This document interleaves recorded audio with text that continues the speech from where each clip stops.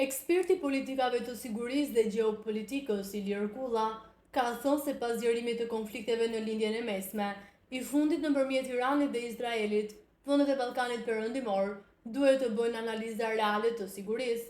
Ai ka thënë që nuk mund të pritet që dikush të mbrojë vendet tona, duke thënë se investimi në mbrojtje duhet të rritet.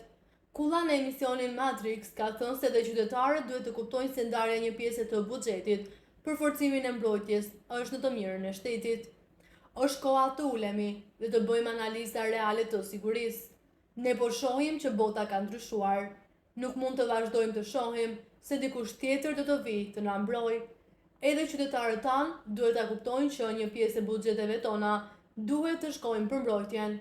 Nuk mund të kemi shtete demokratike nëse shtetet tona nuk janë të forta.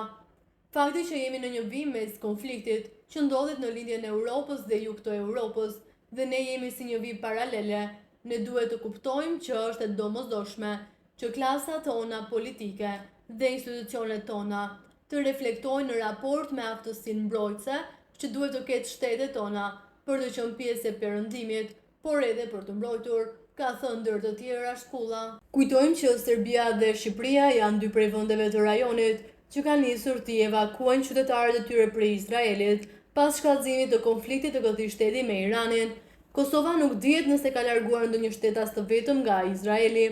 Ministria për Europën dhe Çështjet Evropiane të Shqipërisë ka bërë të ditur se 5 shtetas shqiptar që kanë pasion në Izrael për arsye turistike dhe profesionale janë larguar përmes Egjiptit.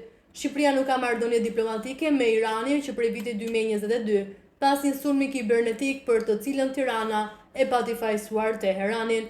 Kryeministri serb Gjuro Mackut ka bërë të ditur numrin e saktë të qytetarëve që janë larguar, por ai vetëm ka deklaruar se vetëm disa prej tyre janë evakuar.